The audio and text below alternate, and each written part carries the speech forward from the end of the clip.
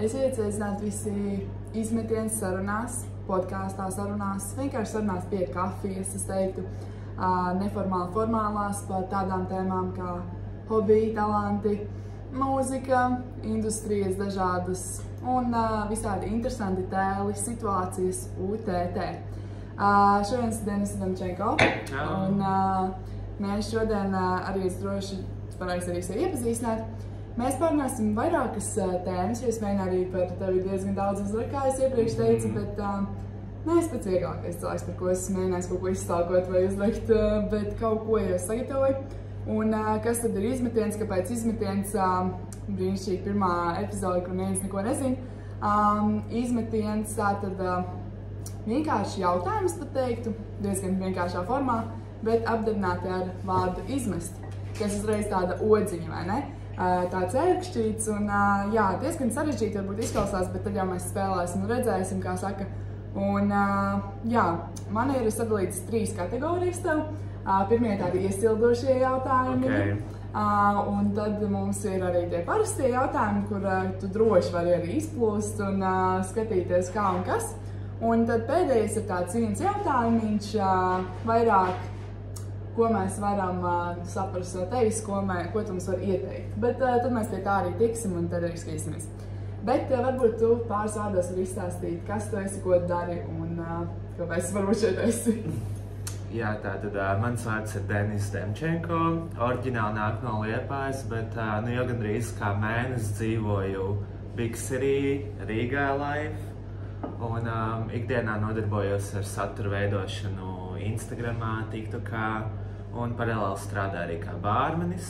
Tas ir tā kā mans main job un tad TikToks ir tāds side hustle vairāk.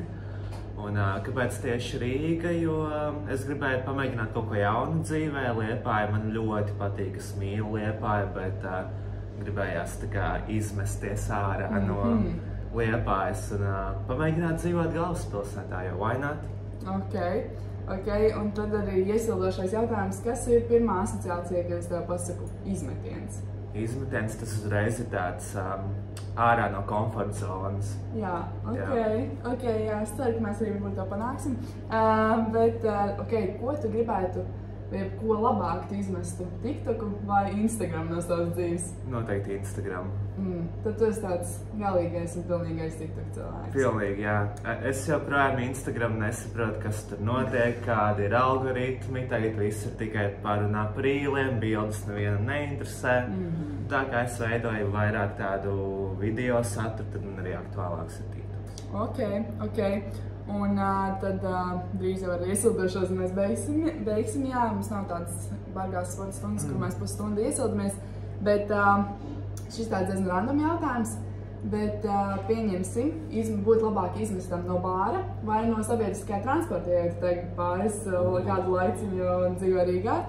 Un jā, vai tev vispār nācies saskaties ar kādu no tiem? Patiesību sakot, ir nācies saskarties ar to, ka man izmet no bāra, bet es sīkāk par to labāk nestāstīšu, bet es labāk teiktu,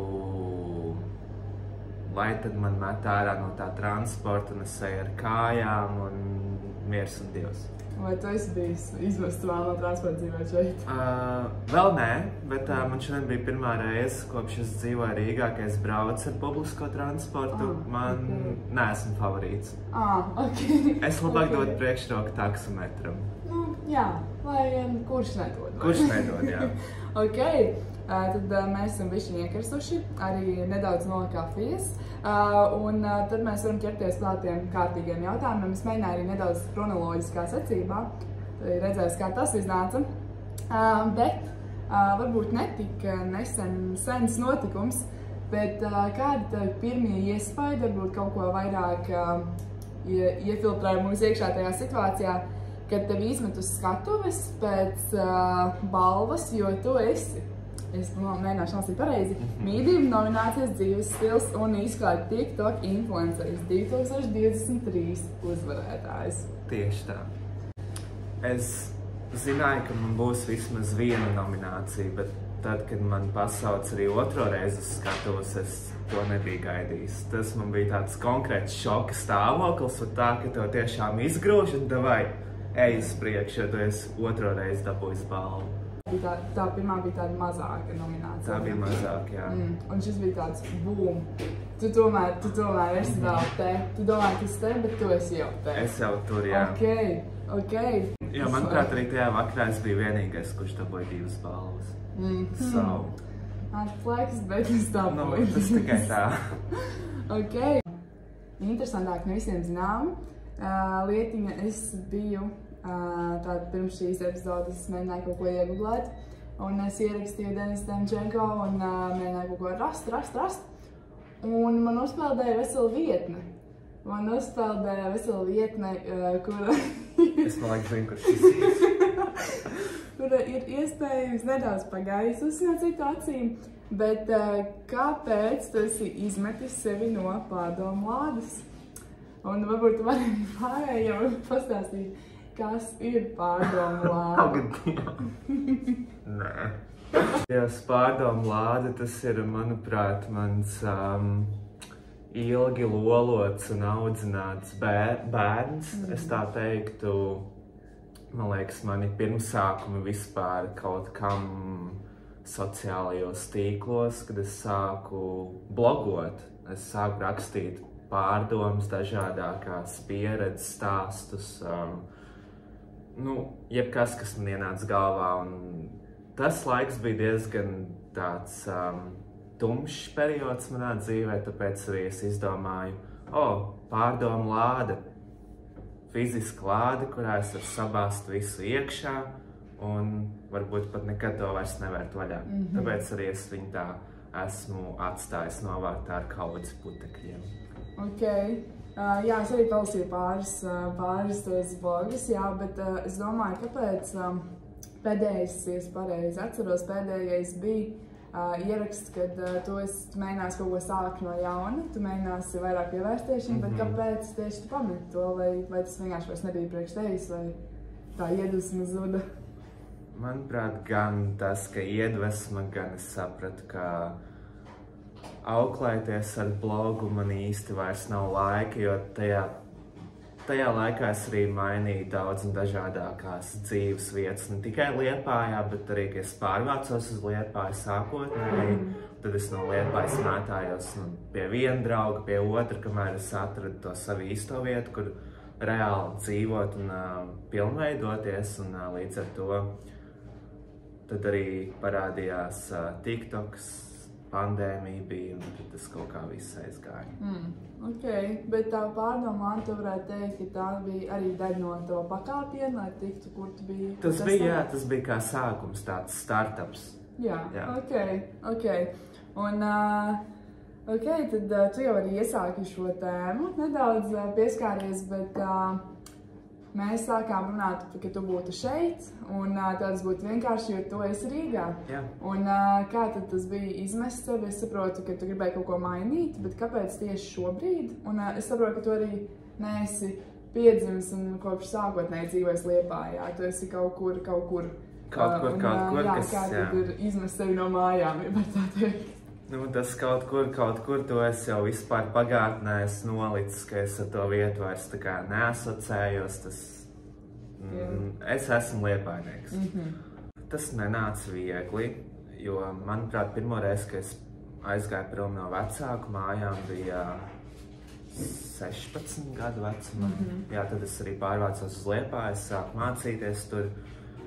Man vēl nebija darbs, man pilnīgi nekāda ienākuma nebija. Vecāki man visu laiku atbalstīja finansiāli, un tad man palika 18 gadi, man liekas, 18, 19 es pabeidzu vidusskolu, un tad es dabūju savu pirmo darbu Narvesen būdiņā, pie Liepājas tirgus. Tas bija mans pirmais darbs, un kā jau visiem jauniešiem, kad dabūju pirmo darbu, tev ienāk pirmā alga kontā, un tad tu vari uzdzīvot, jo tā ir tava nopelnītā nauda. Bet es teiktu to, ka izmest sevi tā kā pilnīgi citā vidē, tas nav viegli. Jā, es domāju, gan tīpaši tik ilgi es nodzīvoju tur. Ok, bet arī tad, ja mēs runājam par to darbu, tev bija visai interesanti, es teiktu, pieredzīt, jo parasti arī kafejnīciņās kaut kur par oficiantiņiem. nervistens. Un kā tu tiki, vai tas arī kaut kā iestādēja, ka tu šobrīd esi bārmenis? Galīgi, nē, nervistens un bārmeņa darbs, tas ir pilnīgi tā kā... Aizliet, tas ir, Jā, bet varbūt tā publika atšķirās, jo man tajā nervistenā bija lielākoties pensionāri, kur nāca pēc savu sikrītu avīzes, lai viņi nopirktu un taloniņus publiskajam transportam, tad atkal bārā strādāt, tur ir jaunieši, jaunāki cilvēki, ar kuriem tur arī parunāt, iesmiet par lietām tā brīvāk. Ok, bet bārs tev ir izklausās tāda pareiza izvēle tev, Jā, es domāju, ka jā, bet es labprāt varētu pilnveidot savu influenceru karjeru un tikai ar to pelnīt, bet pašlaik es nevaru to atļauties, tāpēc es arī strādāju pamata darbu. Ok, jā, bet es arī redzu to sasaistīju, jo, man liekas, bārmeņi ir tādi ļoti, wow, jā, lizu un tā kā kaut ko. Un influenceri arī ir uz āru, visu tā influencēšana un ko, tā kā, manuprāt, diezgan, es nedomāju, ka savienojumi darbi, bet diezgan kopīgi. Ok. Bet, jā, tu tā ļoti vadies, man liekas, pēc mana plāna, tu met iekšā tad atstiņu, bet, jo mans sākamies jautājums bija, kāpēc izmest sevi TikTokā, un tu tieši sāki stāstīt par to influenceru karjeru, bet jā, kāpēc tieši izmest TikTokā, jo es arī, kad tevi uzgāju, pirmie video bija TikTokā, ko es redzēju tevi, un jā, kāpēc tev bija tāda ideja, un tev ir ļoti interesants saturs, teikt, tā kā kāda ideja bija tam saturam, un kāpēc vispār TikToks? Tas jau kā jau klasika, pandēmijas laikā visi mēs lejupielādējām TikTok, jo mums nebija ko darīt, un tas bija arī tas bums, pirmais TikTok uzplaukums. Un, manuprāt, pirms tam TikToku sauca par Musical.ly. Man tad vēl nebija tajā laikā profils, bet es biju par to dzirdējis. Un, tas pilnīgi nebija plānot. Es vispār biju ļoti liels haters TikTokam sākumā. Man likās, kas tā pa cringe vietne vispār, kā mēs visi, jā. Un, jā, tad es lejupielādēju TikToku. Sākumā es biju kā skatītājs, ierēdz par citiem, man likās, saka, Dievs, šito nekad mūžā nedarīšu. Un kas tev būtu iedomājies, ka, tagad tas pa lielam arī ir viens no maniem tā kā ienākuma avotiem. Bet tas nebija plānoti, man nebija ko darīt. Es iemetu vienu video, kas man ienāca prātā. Un tas aizgāja tā kā viral.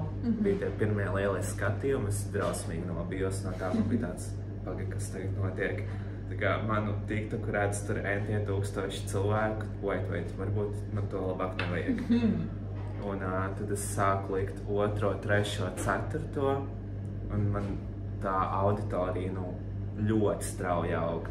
Tie skaitļi vienkārši gāja uz augšu, nenormāli. Tad es dabūju savu pirmo 1000, man bija tāds, kāpēc?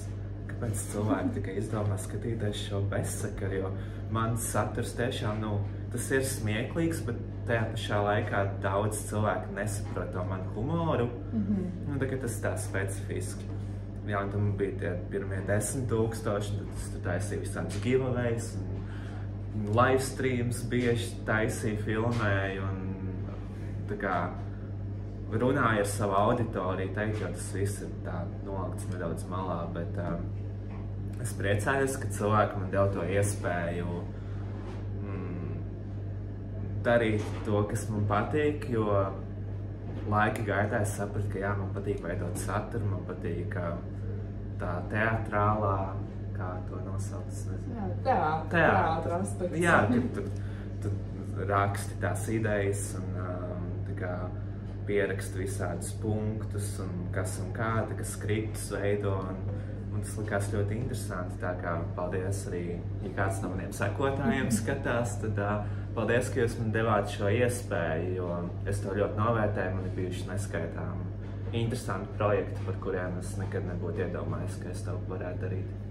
Jā, tas ir ļoti daudz klausies, daudz uzstājāt tādas interesantās lietas, viens, kad tev uzaugie daudz, man liekas, nav bijis no tā, ka viņi grib kaut ko tieši veidot, nevis, varbūt tas ir, kāpēc mums vajag spontānas idejas, jo Es saprotu, ka daudzi plāno un gribu tā kā uzsākt to visu karjeru, bet nav to skatījumu vai kā. Un es vispār iepriekš cienājos, arī droši cienājies. Mums teicāt ir sagatavojuši šokolādītes, ceremonijas un kafiju. Pirmā reize šajā vietā esmu. Bet, zini, arī spontāns. Arī spontāns, jā. Bet jā, un es domāju par to, ka daudz nobīst no tā, ka nav to skatījumu uzreiz. Un tas uzreiz atliek malā, bet, kad tev tā uzaug, tas uzreiz ir tāds, ok, jā, varbūt vajadzētu padomāt.